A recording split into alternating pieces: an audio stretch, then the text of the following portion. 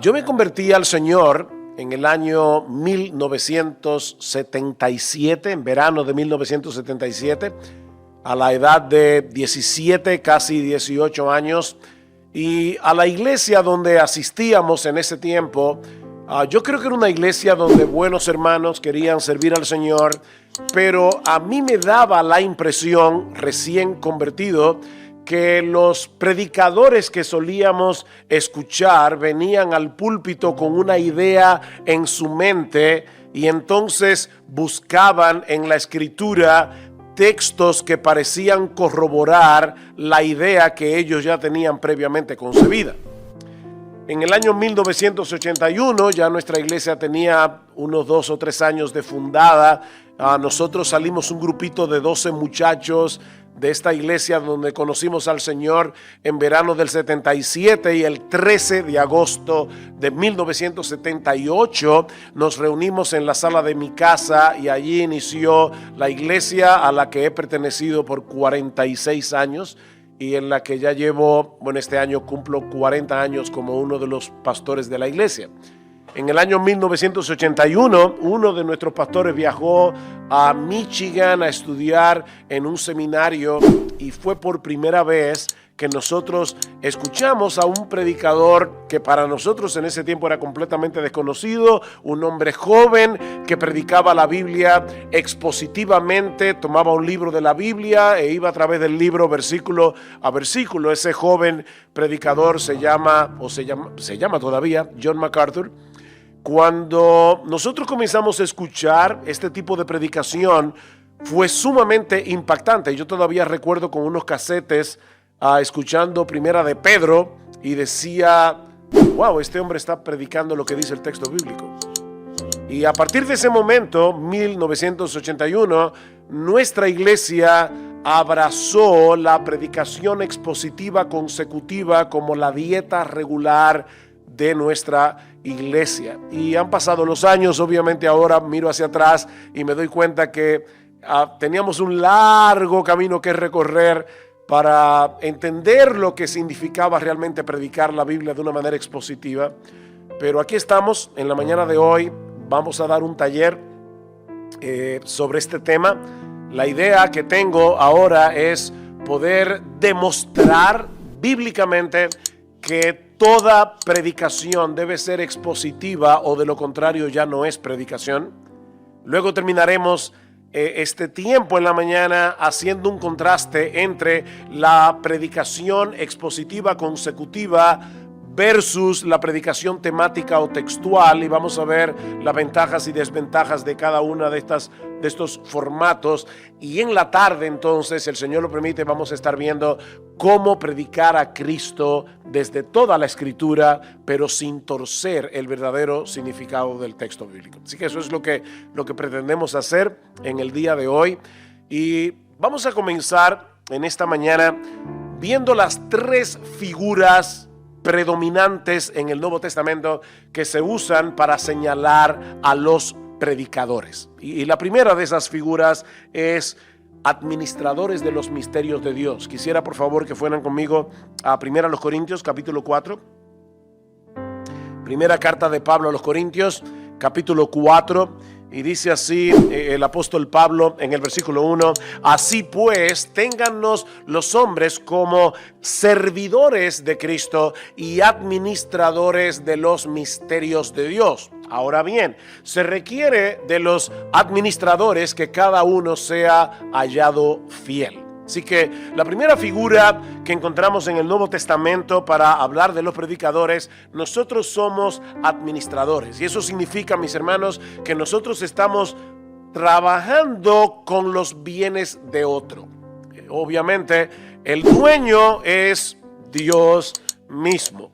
¿Y qué es lo que nosotros administramos? Administramos sus misterios, dice Pablo.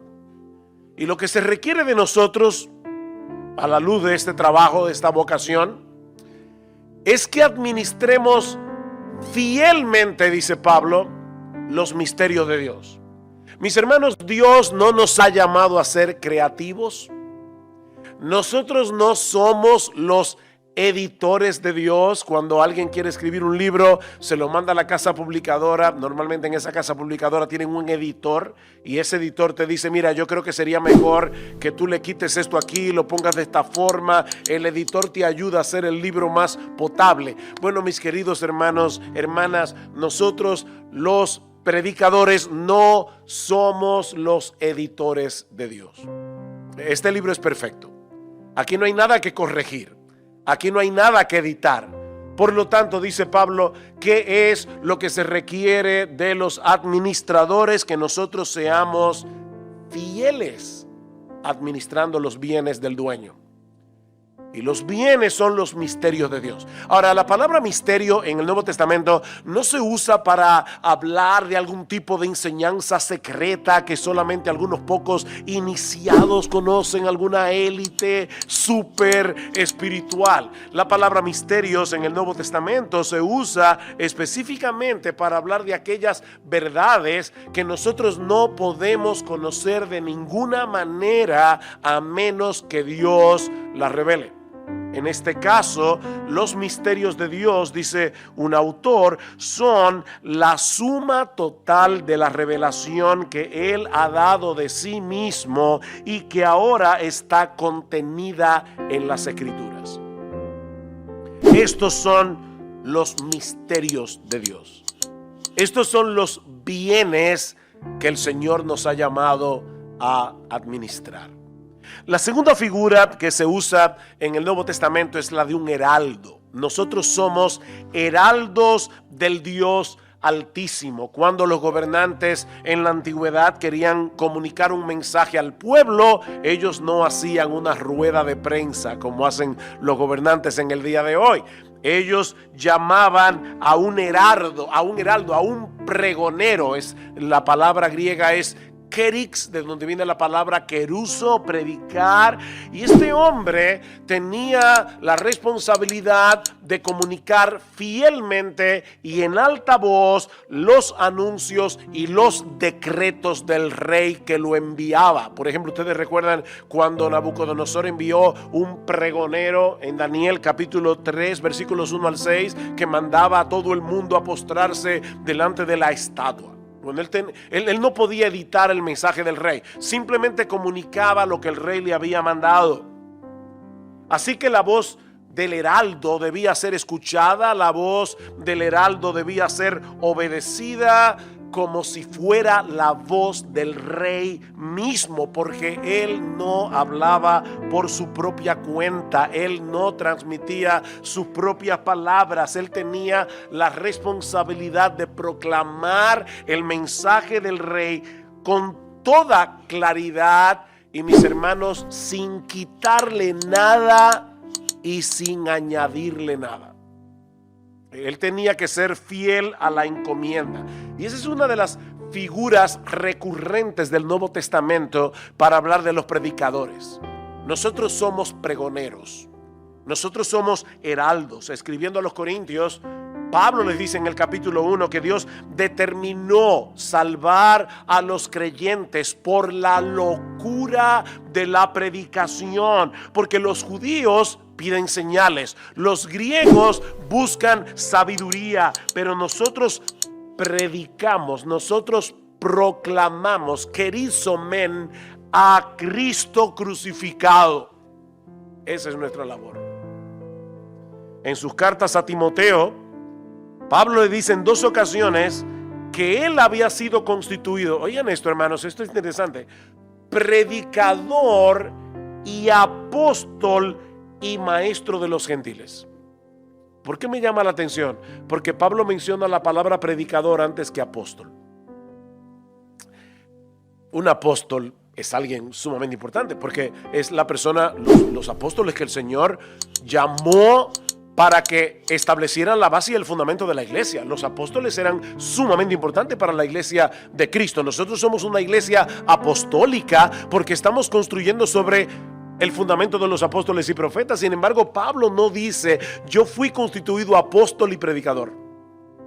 No, yo fui constituido predicador y apóstol, y al mismo tiempo encarga solemnemente a Timoteo, en 2 Timoteo capítulo 4, luego de decir toda la escritura es inspirada por Dios y útil para redarguir, para corregir, para enseñar, para instruir en justicia, a fin de que el hombre de Dios sea perfecto, enteramente preparado para toda buena obra. Ahora le dice: Timoteo, yo te encargo delante de Dios y del Señor Jesucristo, que juzgará a los vivos y a los muertos en su manifestación y en su reino, que prediques la palabra. Que prediques la palabra. Fuimos constituidos predicadores, fuimos constituidos pregoneros, heraldos del Dios Altísimo.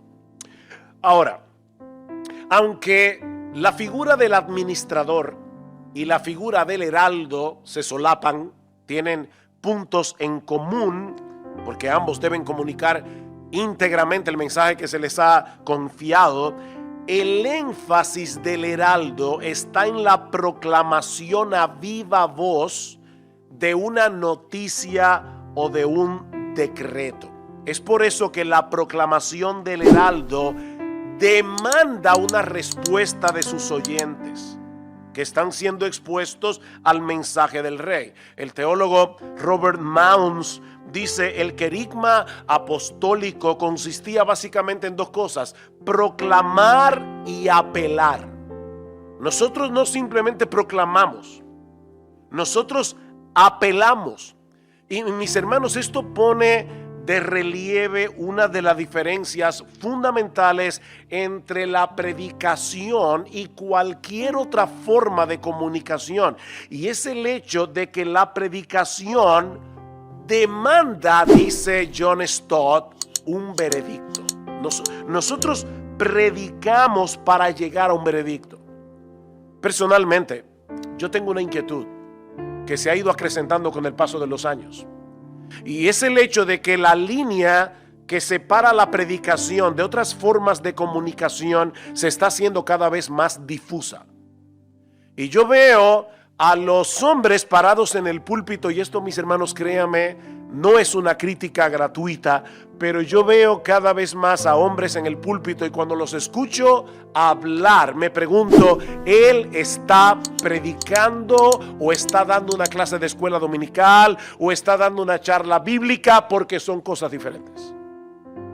La predicación tiene un formato particular. Mis hermanos, nosotros no venimos a negociar. Nosotros no somos negociadores. No venimos a conversar con la congregación. Nosotros venimos como heraldo del Dios Altísimo a decir: así dice el Señor. Y esa voz tiene que ser escuchada. La predicación se está volviendo cada vez más ligera, se está volviendo cada vez más superficial.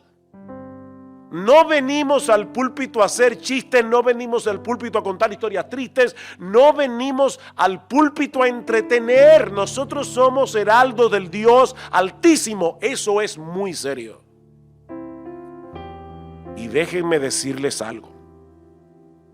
Yo creo personalmente que Dios me alambró cuando yo nací con un buen sentido del humor. Yo no tengo ningún problema con el sentido del humor.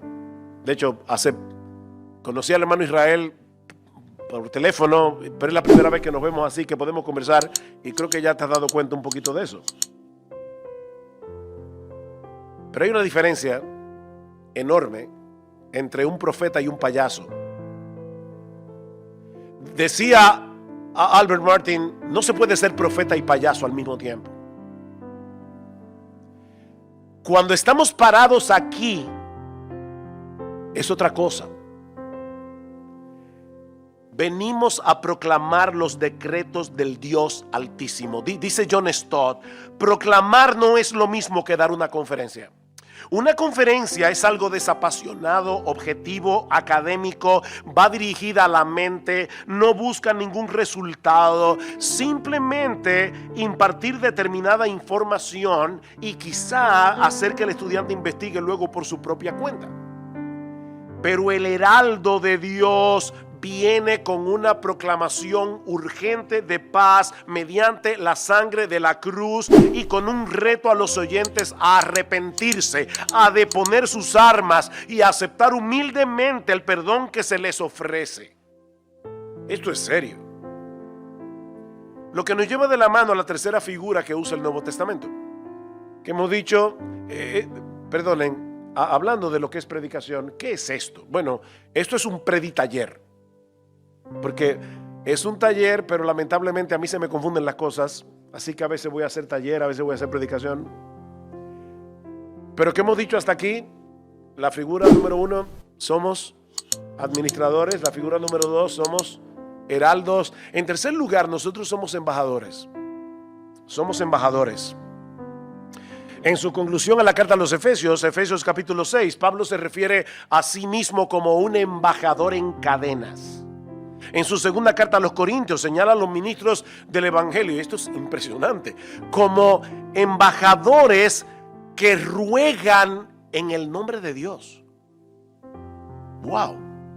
Dice Pablo, y todo esto proviene de Dios, 2 Corintios 5, que nos reconcilió consigo mismo por Cristo y nos dio el ministerio de la reconciliación, que Dios estaba en Cristo reconciliando consigo al mundo, no tomándoles en cuenta a los hombres sus pecados, y nos encargó a nosotros la palabra de la reconciliación.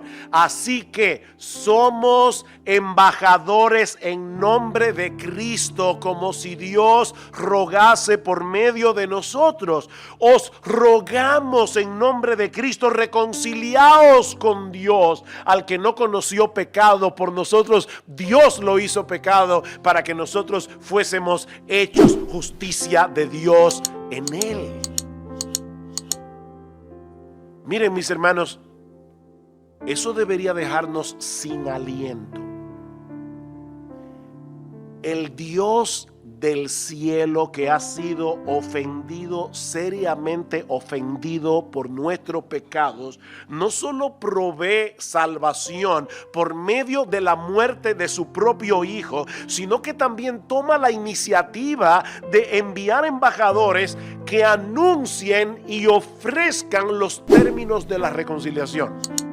El ofendido está enviando embajadores para que las personas sepan cómo reconciliarse con Él.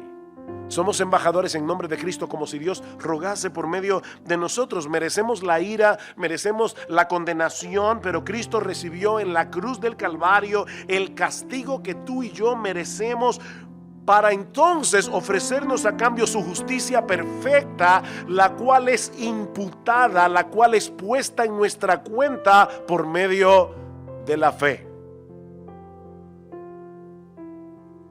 Eso sí que es un misterio.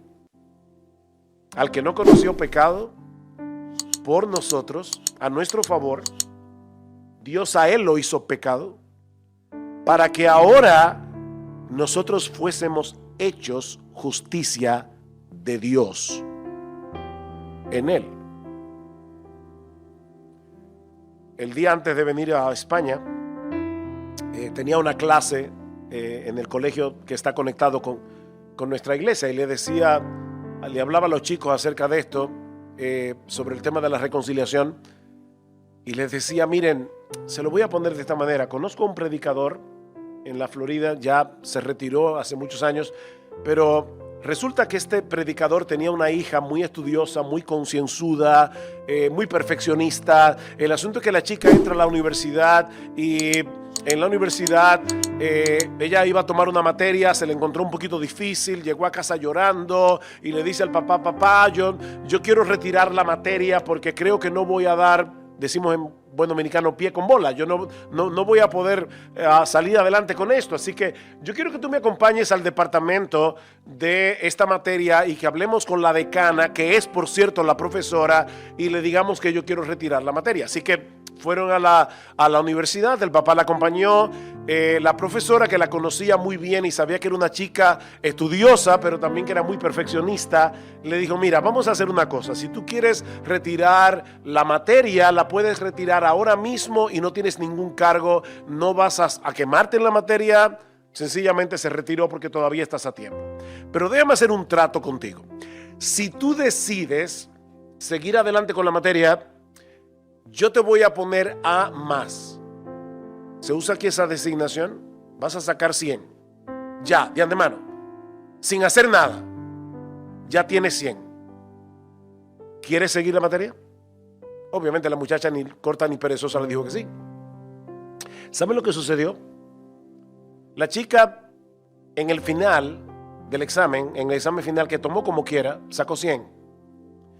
Y la maestra le explicó al papá, le dijo, mira, yo sé que ella tiene miedo de fracasar y yo lo que hice fue quitarle el temor para que ella pueda dedicarse tranquilamente a estudiar.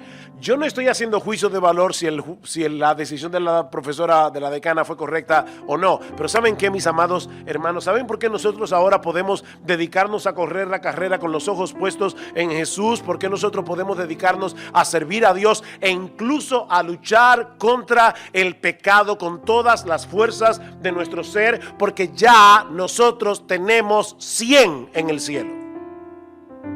Nosotros no estamos tratando de ver, a ver si tal vez cuando lleguemos al cielo, qué nota nos van a poner. Al que no conoció pecado, por nosotros Dios lo hizo pecado para que nosotros fuésemos hechos justicia de Dios en él. La justicia perfecta de Jesús fue puesta en nuestra cuenta por medio de la fe. Eso es impresionante. Y ese es el mensaje que nosotros proclamamos. Y ese mensaje no hace que la gente tome a juego su pecado, sino que nos mueve a correr más fielmente la carrera para ser santos, como Él es santo, pero no para ganarnos la salvación, no para ganarnos el favor de Dios, no para levantarnos por la mañana y pensar, wow, ya leí mi Biblia, me levanté a las 5 de la mañana, oré una hora, aparte de todo le prediqué el evangelio a un compañero de trabajo, hoy Dios tiene que bendecirme. O sea, tú estás comprando el favor de Dios, leyendo tu Biblia, orando, predicando el evangelio. Mira, déjame decirte algo. Cuando tú te levantas a las 4 de la mañana y te pasas 2 horas leyendo la Biblia, 2 horas orando y le predicas el evangelio a 5 compañeros tuyos, todavía tú no te has ganado ni un gramo del favor de Dios. La única manera, la única razón por la que Dios nos bendice es porque nuestras vidas están unidas a Cristo por la fe. Cristo es la razón de nuestra bendición, no tu desempeño ni el mío. Eso se llama legalismo. Y el legalismo hunde a los creyentes. Nosotros predicamos el evangelio y el evangelio salva y santifica. El verdadero evangelio salva y santifica. Nosotros somos embajadores que estamos predicando el evangelio. Así que ya vimos las 3 figuras del Nuevo Testamento. Somos administradores, somos heraldos, somos embajadores. Estas 3 figuras, mis hermanos, no dejan lugar a dudas en cuanto a la naturaleza de nuestra labor. Debemos ser cuidadosos administrando los bienes del dueño. Debemos ser fieles y precisos al proclamar el mensaje de nuestro Rey. De ahí la exhortación de Pablo a Timoteo en su segunda carta: procura con diligencia presentarte a Dios aprobado, como obrero que no tiene de qué avergonzarse, que usa bien la palabra de verdad. Esta palabra griega, procura, significa haz tu mejor esfuerzo, trabaja duro, sé diligente. Mis hermanos, predicar es un trabajo.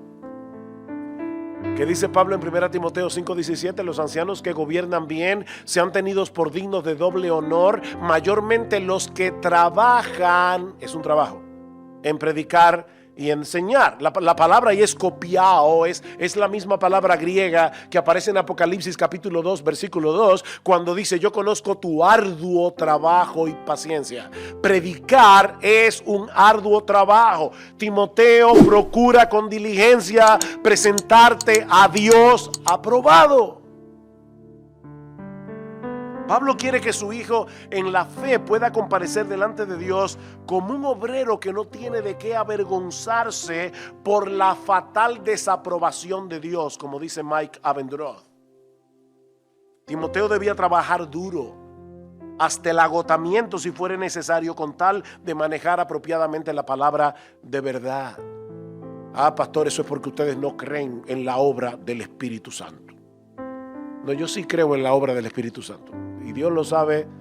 Muchas veces cuando voy de mi asiento al púlpito los domingos en la mañana en mi iglesia, voy como Spurgeon subiendo los escalones diciendo: yo creo en el Espíritu Santo, yo creo en el Espíritu Santo, yo creo en el Espíritu Santo, porque yo estoy completamente seguro que no importa qué tan arduo sea mi trabajo, si el Espíritu Santo no bendice la palabra, dándole vida a los muertos y edificando a los creyentes, mi predicación no servirá de nada. Yo creo en el poder del Espíritu Santo, pero ¿saben qué, mis hermanos? Dios no ha prometido bendecir a vagos.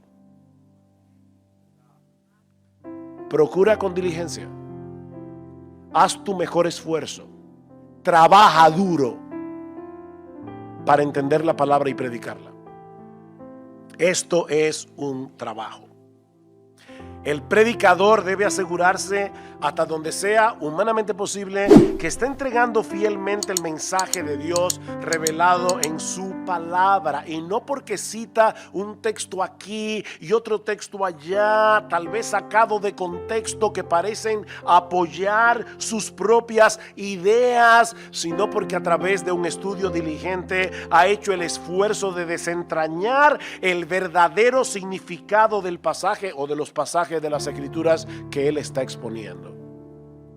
Pedro dice en su primera carta, primera de Pedro capítulo 4 versículo 10, si alguno habla, versículo 11, perdón, si alguno habla, hable conforme a las palabras de Dios. Él está diciendo, tu don es hablar, de alguna manera enseñar, predicar, habla conforme a las palabras de Dios. Nuestro mensaje es el mensaje del texto, porque el texto tiene autoridad sobre nosotros. El texto es rey, porque es la voz del rey. Del Señor Jesucristo se dice en Juan capítulo 3, versículo 34, porque el que Dios envió, las palabras de Dios habla. ¿Cómo tú sabes que Dios envió a una persona? Él habla la palabra de Dios. En Juan capítulo 7, versículo 16, por favor, mis queridos jóvenes y los no tan jóvenes, escuchen estas palabras de Jesús con cuidado. Mi doctrina no es mía, sino de aquel que me envió. Está hablando la segunda persona de la Trinidad encarnada. El que quiera hacer la voluntad de Dios conocerá si la doctrina es de Dios o si yo hablo por mi propia cuenta. El que habla por su propia cuenta, ¿ustedes recuerdan lo que sigue diciendo el texto? Su propia gloria busca. O sea, el que usa la predicación, el que usa el púlpito para dar a conocer sus propias opiniones de la cosa, para dar a conocer sus ideas, está buscando su propia gloria. No importa si parece humilde, no importa si dice para la gloria del Señor. No. Si tú estás hablando por tu propia cuenta, estás buscando tu propia gloria. Eso es lo que dice Jesús. Por favor, hermanos, de verdad, yo no los conozco para no caerle mal a nadie aquí. Si tienes alguna queja, te voy a decir como Spurgeon, ve a la Cancillería Celestial y quéjate allá. Yo no escribí este libro. Eso dice Jesús. Ahora, el que busca la gloria de Dios se va a empeñar en que la gente sepa cuál es la opinión de Dios, porque la mía no vale nada. Óyeme, tu opinión y la mía no valen un centavo. Estamos tratando de que la gente sepa qué es lo que Dios dice en su palabra. Juan 12, 49. Yo no he hablado por mi propia cuenta. Eso es Jesús otra vez. Cada vez que yo leo este texto, cada vez me impresiona. Y lo he leído un montón de veces. El Padre que me envió, Él me dio mandamientos de lo que he de decir y de lo que he de hablar. Y sé que su mandamiento es vida eterna. Así pues, lo que yo hablo, lo hablo como el Padre me lo ha dicho. El Padre le dijo a Jesús, al Dios encarnado, esto es lo que tú debes hablar. Y dice Jesús ahora, eso es lo que yo he hablado. Yo, dice la segunda persona de la Trinidad hecha hombre, yo no he hablado por mi propia cuenta. Yo he transmitido lo que el Padre me dijo que dijera. Miren, mis hermanos, si eso es el Hijo de Dios, imagínense nosotros. El que se sube en un púlpito o el que asume la postura de un maestro de la palabra en cualquier contexto, debe poder decir con integridad, con limpia conciencia, yo no hablo por mi propia cuenta, estoy enseñando lo que yo aprendí de Dios a través de su palabra.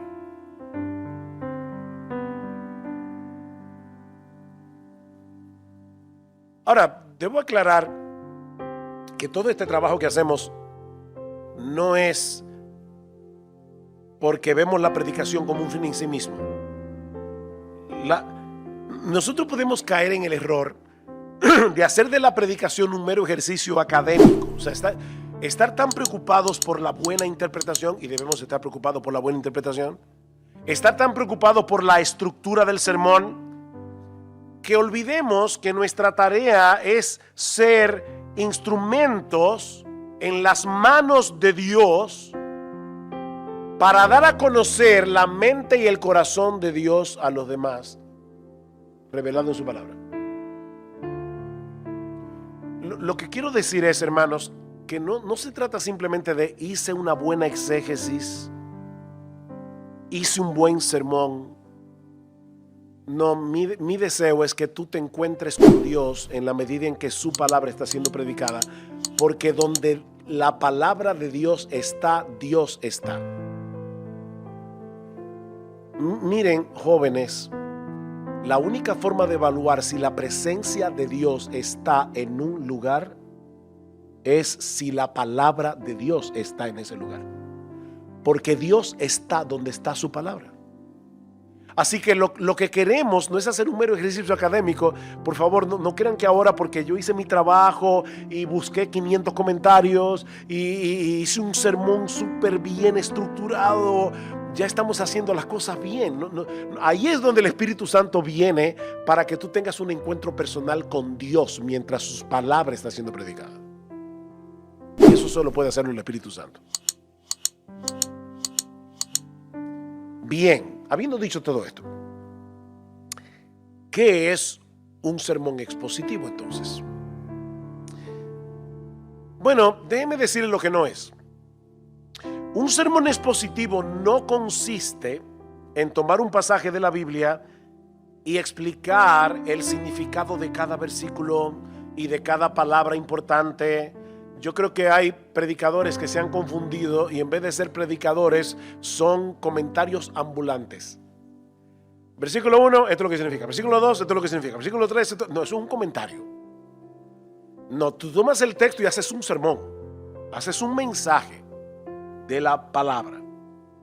Tampoco es usar el púlpito para impartir una clase seca y árida de interpretación bíblica. A veces he oído predicadores que leen un texto y le dicen, hay 15 interpretaciones diferentes de este texto, entonces dan las 15 interpretaciones, pero esta es la mía y déjeme dar ahora 15 razones de por qué yo creo que esta es la interpretación correcta.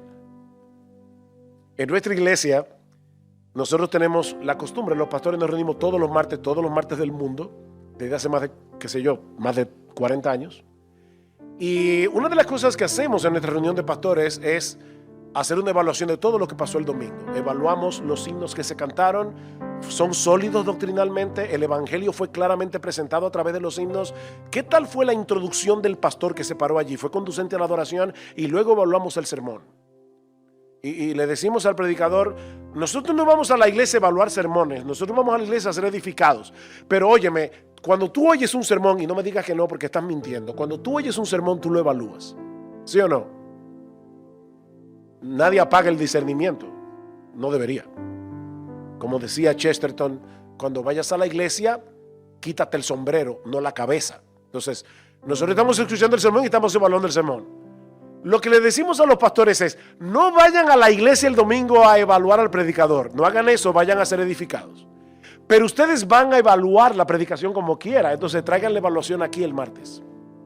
Y una de las cosas que le decimos a los predicadores es, no vayas al púlpito a hacer tu trabajo de exégesis en el púlpito. El trabajo es en la oficina. En el púlpito predica la palabra, para que los hermanos se encuentren con Dios y los inconversos sean salvados. Predica la palabra. Entonces, eso no es predicación.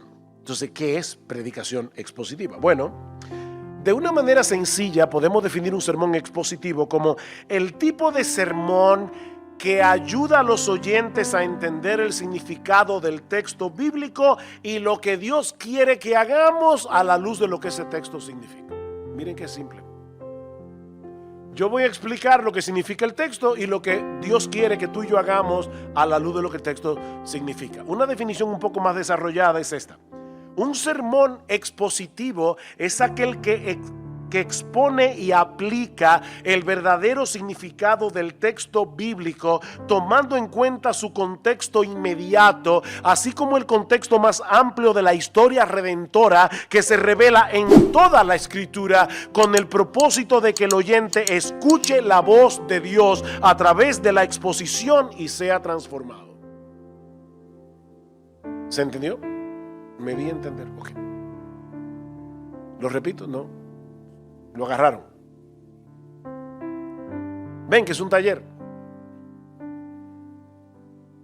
Un sermón expositivo es aquel que expone y aplica el verdadero significado del texto bíblico, tomando en cuenta su contexto inmediato, así como el contexto más amplio de la historia redentora que se revela en las Escrituras, con el propósito de que el oyente escuche la voz de Dios a través de la exposición y sea transformado. Dice Pablo, 2 Corintios capítulo 4, por lo cual teniendo nosotros este ministerio, según la misericordia que hemos recibido, no desmayamos, antes bien renunciamos a lo oculto y vergonzoso, no andando con astucia ni adulterando la palabra de Dios, sino por la manifestación de la verdad, recomendándonos a toda conciencia humana delante de Dios. Por la manifestación de la verdad. Y esa expresión es mucho más impactante en el original. La idea que transmite es la de hacer que una cosa sea ampliamente conocida al revelarla clara y detalladamente. Decía Gary Miller, un predicador australiano, que la clave de la predicación es hacer obvio el mensaje del texto, ayudar a las personas a verlo, sentirlo y entenderlo. Y luego añade, estoy completamente convencido de que el tipo de predicación que cambia la vida de las personas, la predicación que cambia los corazones de la gente, es la predicación que le permite al texto hablar por sí mismo. O como dice Sinclair Ferguson, el teólogo escocés, el predicador expone, no impone. El predicador expone, no impone. En ese sentido, mis hermanos, vuelvo a lo que decía al principio. Toda predicación debe ser expositiva, o de lo contrario, ya no es predicación. Yo sé que hay predicación textual, yo sé que hay predicación temática. En un momentito vamos a ver la diferencia entre una cosa y otra. Pero toda predicación, aún la temática, tiene que ser expositiva, porque debe exponer lo que esos textos enseñan con respecto al tema que te está enseñando, viendo cada texto en su contexto. Miren, yo sé que la mayoría de las personas aprecia un buen truco de magia, ¿verdad? Llega el mago con un sombrero de copa, enseña el sombrero, está vacío, y uno no sabe de dónde el individuo mete la mano y saca un conejo. Y uno dice, wow, ¿De dónde salió el conejo? Bueno, nosotros no somos magos, somos predicadores. Así que saca el conejo que está en el sombrero. No te lo inventes el conejo. No saques un sombrero, no saques un conejo del sombrero que no estaba ahí antes. Eso es magia, no predicación. Y de verdad hay predicadores que hacen magia con los textos bíblicos. Porque tú dices, de verdad, ese conejo no estaba ahí.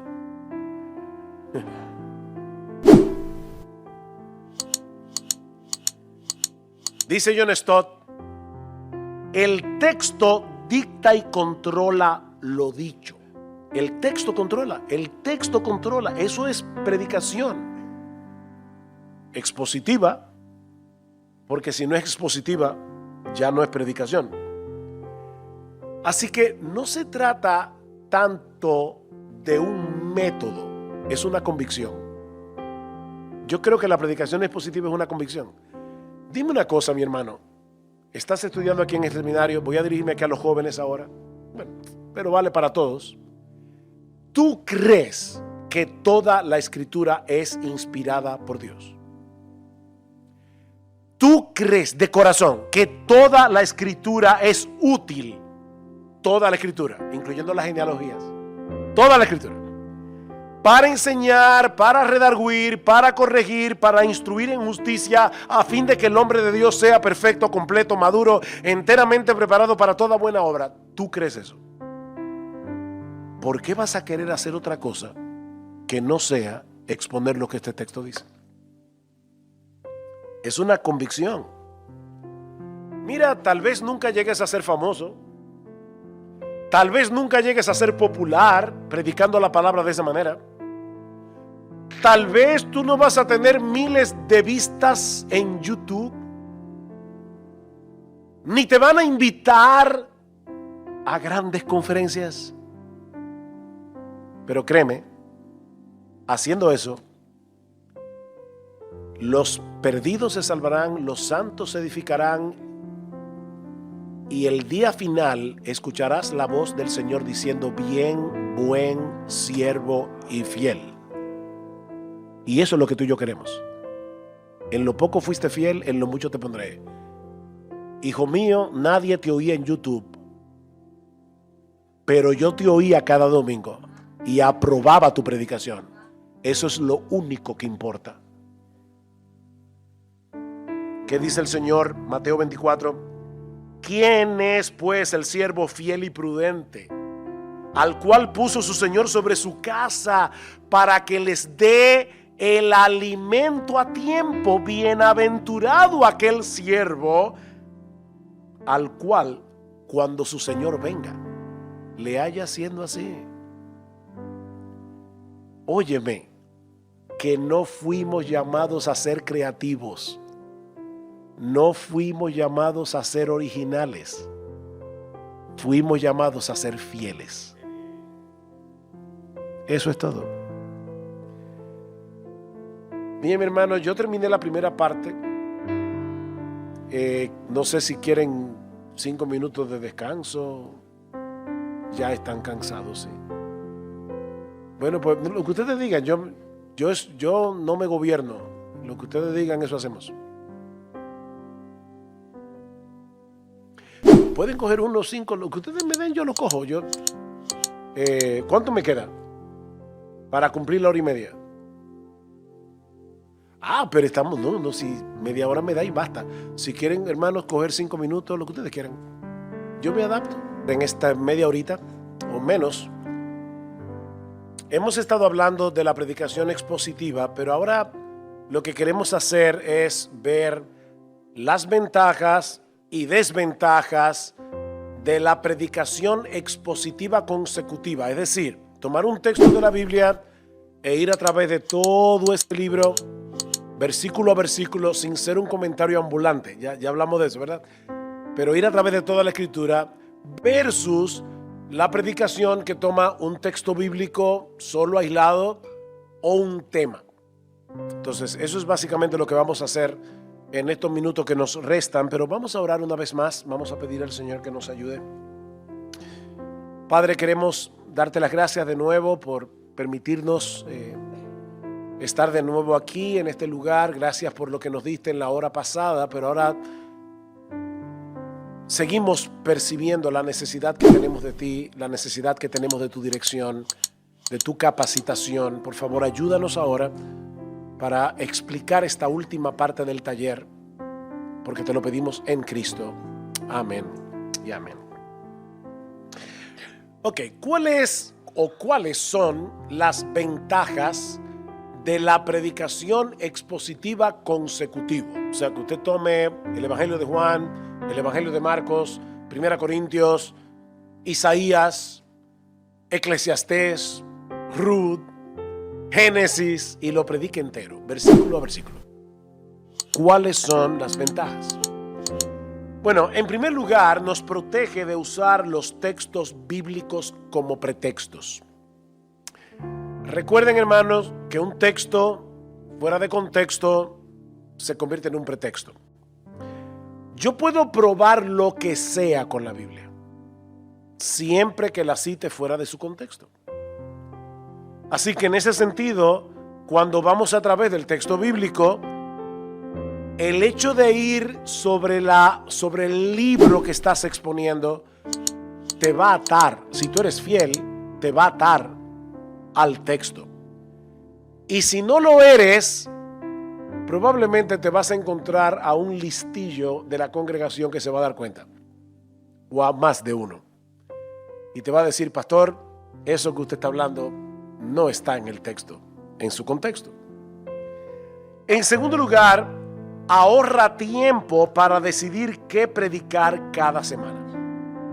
Ahorra tiempo. ¿Por qué? Bueno, yo le decía al hermano Israel y Abraham que estábamos cenando anoche y estábamos haciendo unas preguntas, y les decía que el consejo de pastores de nuestra iglesia, nosotros somos 7 pastores, éramos 10, pero hay 2 que salieron a plantar otra iglesia y bueno, el tema es que ahora somos 7. Y toda la vida nos hemos reunido los martes para orar y evaluar lo que está sucediendo en la iglesia, pastorear la iglesia. Pero una vez al año nosotros nos reunimos por 3 días a evaluar lo que ha pasado en el año y orar por eso y planificar el año siguiente, incluyendo lo que se va a predicar. Eso, para mí, que soy uno de los predicadores que regularmente predica más tiempo en la iglesia, me es una tremenda bendición, porque, por ejemplo, hace 3 años atrás, por varias razones, los pastores entendimos, nuestro gobierno es un gobierno colegiado, ¿verdad? Los pastores entendimos que nuestra iglesia necesitaba que se predicara de Romanos, el libro de Romanos completo. Así que yo tuve 1 año para prepararme de antemano, mientras estaba predicando la serie que llevaba. Pero yo comencé a conseguir comentarios de Romanos, a leer Romanos, a leer Romanos, a leer Romanos, a estructurar Romanos. Entonces ya cuando comienza la serie, ya uno tiene un trabajo hecho. Pero si tú predicas un texto diferente cada domingo, vas a tener que hacer el trabajo todas las semanas. Mientras que cuando yo comencé la serie de Romanos, ya podía construir sobre lo que había estado estudiando durante casi 1 año. Entonces, hermanos, eso ahorra tiempo de exégesis y de trabajo. Ahorra tiempo de investigación. Cada nuevo sermón no requiere un nuevo estudio sobre el autor del libro, su trasfondo, su contexto, su propósito, porque ya lo hiciste el trabajo. Aparte de que, vuelvo y reitero, yo cada domingo sé lo que viene el domingo que viene. Donde me quedé, ahí sigo. Entonces yo no estoy cada semana. Yo admiro mucho a Spurgeon, muchísimo. Pero Spurgeon no predicaba de esa forma. Spurgeon predicaba toda la semana un texto diferente. Y me llama la atención algo que él dice. Dice: confieso que con frecuencia me siento y veo pasar las horas orando y esperando un asunto, y que en eso consiste la parte principal de mi estudio. He dedicado arduo y abundante trabajo a forcejear con temas, rumiar aspectos doctrinales, hacer bosquejos de los versículos, para luego terminar enterrando todos sus huesos en las catacumbas del olvido y seguir navegando durante leguas sobre las aguas encrespadas hasta ver las luces rojas a lo lejos y poder pilotar directamente hacia el puerto deseado. Eso suena muy poético, pero yo no me imagino vivir así toda la semana. Me vuelvo loco. O sea, de verdad, a veces llegaba el sábado y no sabía de qué iba a predicar el domingo. Yo no puedo vivir así. Ya yo el domingo sé lo que voy a predicar el siguiente, y el siguiente, y el siguiente. Y eso te ayuda a prepararte mejor. Cuarto, obliga al predicador a tratar asuntos contenidos en las Escrituras que difícilmente abordaríamos de otro modo. ¿Es o no es verdad que hay textos incómodos de predicar en la Biblia? Yo recuerdo predicando de 1 Corintios, me tocó el pasaje donde Pablo habla de aquel hombre, 1 Corintios 5, que se había acostado con su madrastra. Y Pablo le ordena a la iglesia aplicar disciplina eclesiástica contra este hombre. De verdad, ¿a quién se le ocurre escoger ese texto así por gusto? Pero yo tengo que predicar todo el consejo de Dios. Y ese texto está en la Biblia. Déjenme hacer un ejercicio aquí. ¿Alguno de ustedes alguna vez ha predicado de Jueces 19 cuando la concubina del levita fue violada hasta que la mataron y el hombre la cortó en 12 pedazos? ¿Quién aquí ha predicado de ese texto? Óyeme, mira, Mateo Gil y este hermano aquí. Ustedes son una medalla. Ay, el hermano aquí. Pero de verdad, ese es un texto que ustedes escuchan a menudo en la iglesia. Pero está en la Biblia, inspirado por el Espíritu Santo. De paso, ¿cómo predicar a Cristo desde Jueces 19? Eso lo veremos esta tarde. Es para que vengas. Quinto, permite tratar temas sensibles sin dar la impresión de que estamos escondiéndonos detrás del púlpito para abordar problemas en la iglesia que no nos atrevemos a tratar cara a cara con las personas implicadas. ¿A cuántos predicadores no les ha pasado que están predicando de la Biblia y hay hermanos que están pasando por una dificultad y piensan, uy, eso fue para mí? Imagínate que hay dos hermanas de la iglesia que tienen un conflicto que no acaban de resolver y tú predicas, ruego a Evodia y a Síntique que sean de un mismo sentir en el Señor. Yo estoy casi seguro que la hermana María y la hermana Juana van a sentir que ellas son Evodia y Síntique. Pero si tú estás predicando Filipenses y ese domingo toca el texto de Evodia y Síntique, ya no hay problema, porque ya los hermanos de la iglesia saben que el domingo pasado tú predicaste del texto anterior. Y eso cuida tu reputación de que tú no estás usando el púlpito, como decía alguien, que el púlpito a veces es el escondite de los cobardes. Lo que el predicador no se atreve a decirlo en persona a la gente, se lo dice en el púlpito. Eso nunca se hace. Eso no se hace. Ahora, es verdad que la palabra de Dios es cortante, como toda espada de doble filo. Pero si está predicando expositivamente, consecutivamente, la espada va a cortar donde corte. Sexto, y esto es muy importante, enseña a los miembros de la iglesia a estudiar la Biblia por sí solos. Hermanos, la Biblia no es una enciclopedia de temas. Dios escribió libros completos. Y nuestros hermanos que están leyendo la Biblia, por ejemplo, en nuestra iglesia tenemos un plan de lectura de la Biblia en 2 años y muchos hermanos lo están siguiendo, leyendo su Biblia cada día, no haciendo así a ver lo que les sale, sino leyendo su Biblia, toda la Biblia, con un plan de lectura. Ellos están aprendiendo desde el púlpito cómo leer sus Biblias, leyendo cada texto en su contexto. Lo ven cada domingo. Séptimo, reduce el riesgo de manipular a la gente. Porque en vez de que el predicador controle el texto para que el texto diga lo que él quiere que diga, al predicarlo en su contexto, el predicador se está atando a decir lo que el texto realmente dice. Hermanos, se puede manipular a la gente con la Biblia. Solamente hay que citar textos fuera de contexto y ya está. 8. Recuerda al predicador y a los oyentes que es Dios el que transforma los corazones por medio de su palabra. Cuando el predicador comparte sus opiniones, él se está convirtiendo en el gurú espiritual que resuelve los problemas de la gente. Pero ni tú ni yo somos los gurús espiritual que resolvemos el problema de nadie. La Biblia es la palabra de Dios. Ella es viva y eficaz. Ella es la espada que corta de doble filo, que discierne los pensamientos y las intenciones del corazón. Así que predica la palabra. Y cuando tú predicas la palabra, tú le estás recordando a los oyentes que si ellos van a ser transformados, solo Dios puede hacerlo. No el predicador, sino Dios, por medio de su palabra.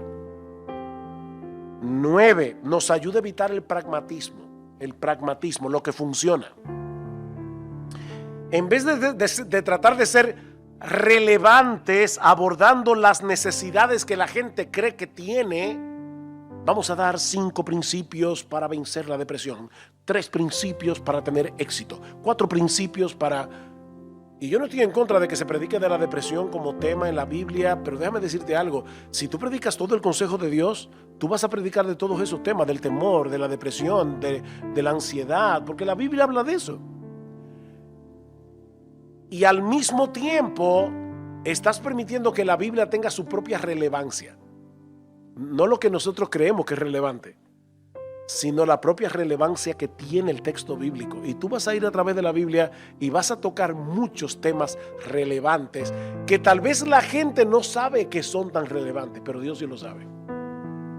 Dios sí lo sabe. Hay temas que se repiten en la Biblia constantemente, que a la gente no les interesa mucho, pero Dios sabe que eso es lo que la gente necesita oír. Entonces deja que la Biblia tenga su propia relevancia y predica el texto bíblico. 10. Contribuye a la humildad del predicador al recordarle que él no es el que transforma a la gente. A veces tú predicas la palabra, y yo espero que te haya pasado, y hermanos vienen a ti y dicen: pastor, yo estaba pasando por una situación sumamente difícil, gracias porque la predicación de hoy me ayudó. Y tú piensas: la palabra de Dios te ayudó, no mi predicación. Yo no soy nadie, pero la palabra de Dios es viva y eficaz. Entonces el predicar la palabra contribuye a la humildad del predicador, porque tú dices: ¿qué es lo que tú eres? Tú eres un escarpelo, una cuchilla. ¿Qué otra palabra sinónima de escarpelo? Un bisturí. Tú eres un bisturí en las manos de Dios para hacer una cirugía de corazón abierto. Pero ¿sabes qué? Si yo tomo un bisturí y lo pongo aquí arriba y tú tienes un problema médico, este bisturí no va a hacer nada por ti, porque él solo no hace nada. Tiene que estar en las manos de un cirujano experto. Bueno, la palabra de Dios es lo que hace la obra. Nosotros somos el bisturí. Entonces eso contribuye a la humildad del predicador. 11. La predicación expositiva reviste de autoridad el mensaje. ¿Por qué? Porque tú estás predicando la palabra de Dios. Hermanos, tú y yo no tenemos autoridad por nosotros mismos. La Biblia tiene autoridad. Mientras tú prediques la Biblia, estás predicando con autoridad. Con la autoridad de Dios, pero no con la tuya. ¿Sabe lo que sucede cuando un hombre quiere imponer su autoridad en la iglesia? Se vuelve un dictador. Y hermanos, de verdad, las iglesias de Cristo han sufrido mucho en manos de hombres autoritarios, en manos de dictadores. No son pastores, son bulldogs. Y Dios no mandó bulldogs a la iglesia, Dios mandó pastores. Así que eso va a cuidar a la iglesia, porque la palabra de Dios va a ser el rey, la voz de Dios. 12. La predicación expositiva consecutiva evitará que el predicador se convierta en alguien repetitivo. Hay predicadores que siempre predican de lo mismo. ¿Por qué? Porque no están predicando todo el consejo de Dios. Hace unos años, un pastor amigo me dijo: mira, yo llegué a la convicción de que un pastor no debe estar en una iglesia más de 5 años. Porque después de 5 años la gente se aburre, porque es lo mismo. Y yo decía: ¿Y cómo tú puedes agotar toda la Biblia en 5 años? Mira, la única forma en que tú puedes aburrir a la gente es dejando de predicar este libro. Pero si tú predicas toda la escritura expositivamente, toda la Biblia, libros tras libros tras libros, de verdad no vas a aburrir a nadie, porque es que la Biblia es un pozo sin fondo. No hay manera de agotar todo lo que este libro enseña.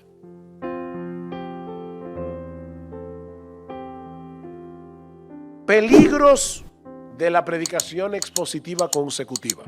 Quiero ser honesto. Yo recomiendo, ¿verdad?, la predicación expositiva consecutiva como la dieta regular que se debería darle a la iglesia domingo tras domingo. La dieta regular, no es la única, sino la dieta regular. Ahora, peligros.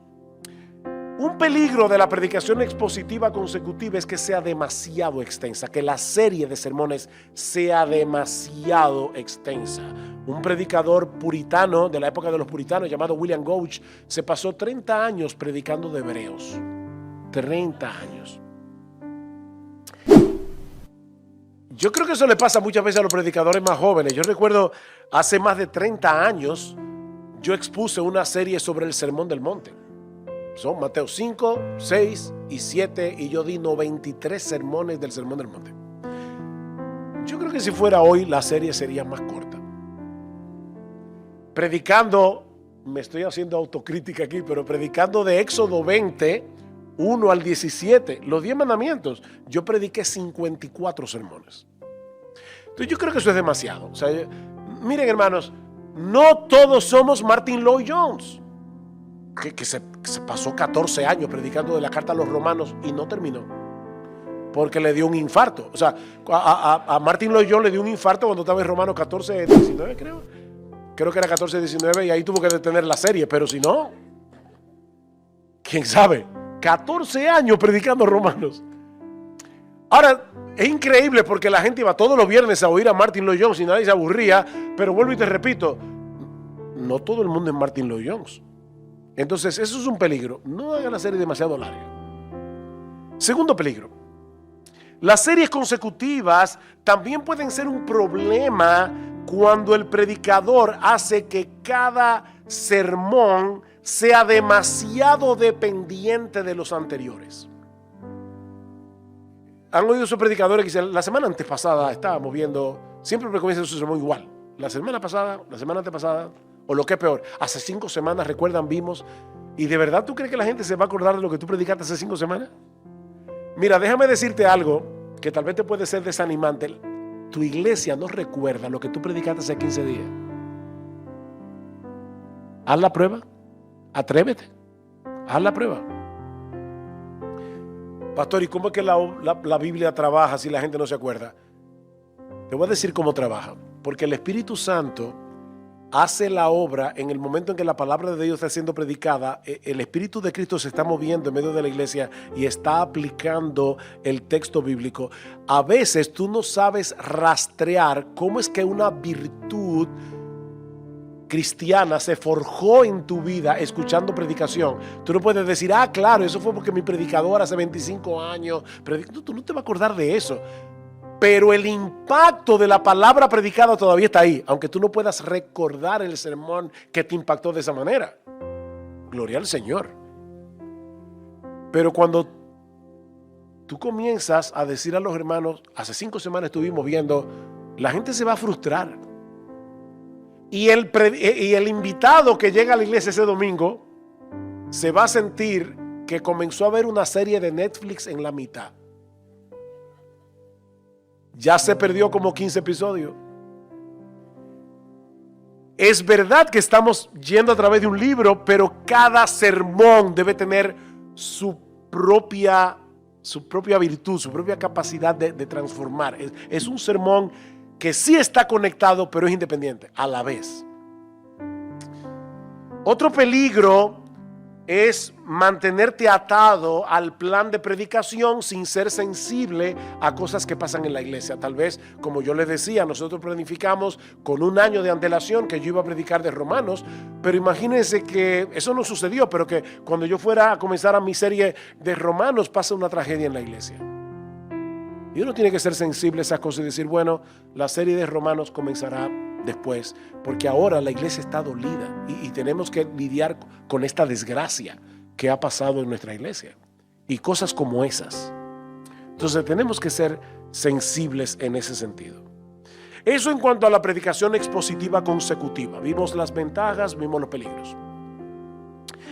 Ventajas y peligros de la predicación temática. Vuelvo y repito lo que dije anteriormente, aún la predicación temática debe ser expositiva porque tú debes estar seguro de que los textos que estás usando para probar tu tema es lo que ese texto realmente dice en su contexto. Por ejemplo, rápidamente, tal vez tú quieres dar un tema a la juventud y quieres alertarlos contra los pecados sexuales. Y le dice, huye de las pasiones juveniles. Es uno de los textos que tú vas a usar en tu tema. Bien, el único problema es que huye de las pasiones juveniles no tiene nada que ver con el sexo, no tiene nada que ver con eso. Si tú ves el texto en su contexto, te vas a dar cuenta que Pablo está hablando de ese afán que tienen los jóvenes de entrar en discusiones inútiles. Cuando Pablo le dice, huye de las pasiones juveniles, es no te enredes en discusiones inútiles. Entonces, si tú vas a predicar el texto siendo fiel al Espíritu Santo que inspiró la Biblia, tú tienes que estar seguro de que tú no estás aislando 2 Timoteo 2:22 de su contexto. Es como, yo no sé cuántas veces yo he escuchado prédicas en bodas de 1 Corintios 13, el hermoso pasaje del amor. Yo creo que 1 Corintios 13 se pudiera predicar en una boda, pero créeme, si tú lo predicas fielmente, algunos van a salir ofendidos. Porque 1 Corintios 13 es una bofetada a los corintios. Si tú eres fiel al texto, cuando yo oigo que una persona dice, ese pasaje es tan lindo, yo digo, no entiende nada de lo que dice 1 Corintios 13. Porque ese pasaje no es lindo, es una bofetada. Pero tienes que predicarlo en su contexto. Entonces, toda la predicación tiene que ser expositiva en el sentido de que si vas a armar tu tema, bien, pero tienes que estar seguro de que ese texto en su contexto habla de tu tema. ¿Se entiende, verdad? Ok. Bien, ventajas de la predicación temática, habiendo aclarado eso. Nos permite abordar temas bíblicos, así como doctrinas específicas que la iglesia necesita. Por ejemplo, en nuestra iglesia en Santo Domingo, este domingo pasado, iniciamos una nueva serie en el medio de una serie que yo estoy predicando de 1 Tesalonicenses. El pastor Salvador Gómez, que es otro de nuestros pastores, comenzó una serie sobre los atributos de Dios. Y va a ser una serie temática. Y de paso, yo tengo 2 predicaciones dentro de esa predicación, dentro de esa serie. Me toca dar el hecho de que Dios es todopoderoso. Y puede ser que yo use un texto bíblico específico que hable del poder de Dios, como puede ser que lo dé de manera temática. Y me toca hablar de la simplicidad de Dios. O sea, Dios no está dividido en partes. Hay varios textos. Escucha Israel, Jehová nuestro Dios, Jehová uno es, que hablan de la simplicidad de Dios. Pero yo lo voy a predicar muy probablemente de manera temática. Entonces, podemos hablar de los atributos de Dios, podemos hablar de la disciplina en la iglesia, podemos hablar de la doctrina de la Trinidad, podemos hablar de la inerrancia de las Escrituras. Hay tantos temas que la iglesia necesita. De igual manera, la predicación temática aporta variedad al ministerio de enseñanza y predicación en la iglesia, y eso puede ser muy útil cuando tú estás predicando una serie muy larga que es expositiva consecutiva. Mira, si tú predicas el Evangelio de Juan o el Evangelio de Lucas de manera expositiva consecutiva, es probable que la serie dure 2 o 3 años. A veces es bueno en medio de la serie planificar temas que va a darle un respiro a la congregación de la serie más larga, o sea que puede ser muy útil también en ese sentido. Peligros de la predicación temática. Peligros. Primero, contrario a lo que muchos suelen pensar, es la más difícil. ¿Por qué? Por lo que ya yo he dicho, te obliga a que en vez de ver, por ejemplo, el libro de Romanos y ver en su contexto, tú vas a tener que ver un montón de textos en sus contextos particulares. Así que es muy difícil predicar temáticamente. Personalmente, de verdad, yo predico de manera temática a veces en nuestra iglesia, pero no me gusta. ¿Por qué? Bueno, primero porque creo en la predicación expositiva consecutiva, pero en segundo lugar porque es mucho trabajo. Es mucho más trabajo. Tengo que estar viendo muchos textos y estar seguros del contexto de cada texto. Segundo, si no examinas con cuidado los textos bíblicos que usas en la predicación, fácilmente puede caer en la trampa de citar textos fuera de su contexto. Y los ejemplos son muchísimos, desgraciadamente. ¿Cuántas veces hemos oído hablar en contra de el uso del alcohol, en contra del uso del cigarrillo o de las drogas, usando 1 Corintios capítulo 3, versículo 16 al 17, donde dice que somos templo del Espíritu Santo? ¿Han oído eso? Solo hay un problema, que Pablo no está hablando del cuerpo humano, está hablando de la iglesia. En 1 Corintios 3, el templo no es el cuerpo, el templo es la iglesia. Ahora, es sorprendente porque en 1 Corintios 6, 19, Pablo vuelve y usa la figura, pero esta vez el templo no es el cuerpo, sino la iglesia. Entonces hay que ver cada texto en su contexto. Hace muchos años escuché a un predicador hablar acerca del ocio y tomó el pasaje de Marta y María en Lucas. ¿Recuerdan? Lucas 10. ¿Saben lo que hizo el predicador? Acabar con la pobre María, porque estaba ahí de vaga oyendo al Señor mientras Marta estaba la pobre sirviendo. Torció completamente el pasaje, porque el pasaje no alaba a Marta. ¿A quién alaba el pasaje? A María. Pero el predicador acabó con María y alabó a Marta. Eso lo escuché yo, no me lo contaron.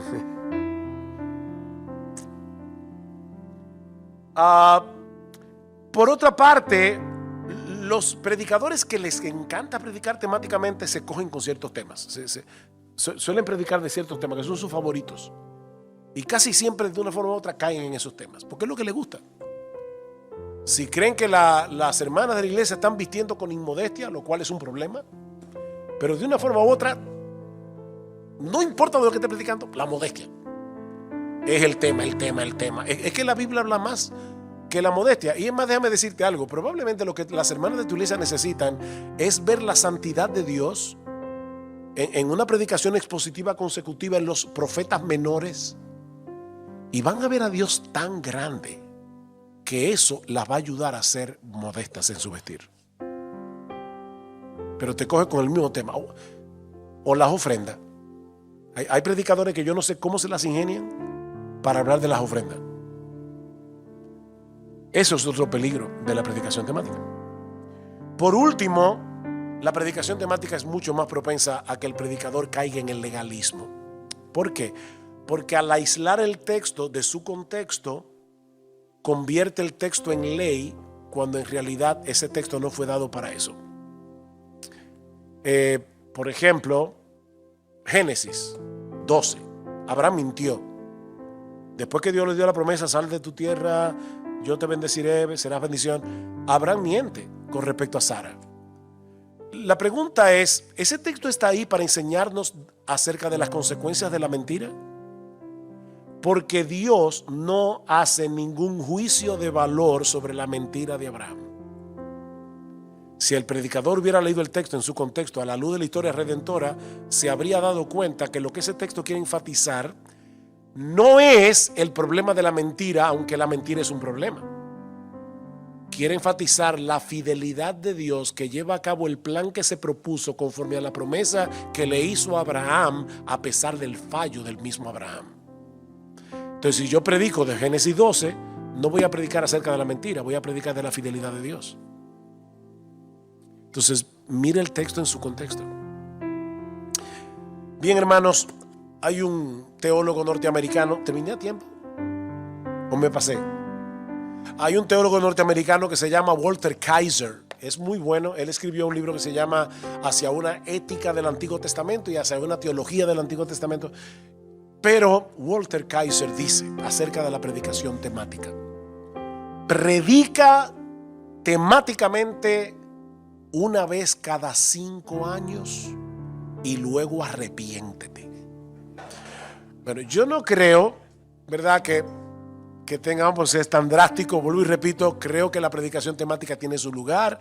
Ya dije algunas cosas buenas de la predicación temática, pero hermanos, mi tarea es tratar de convencerlos de que la mejor dieta de una iglesia a través de los años es la predicación expositiva consecutiva, viendo cada texto en su contexto. Espero haberlos podido convencer.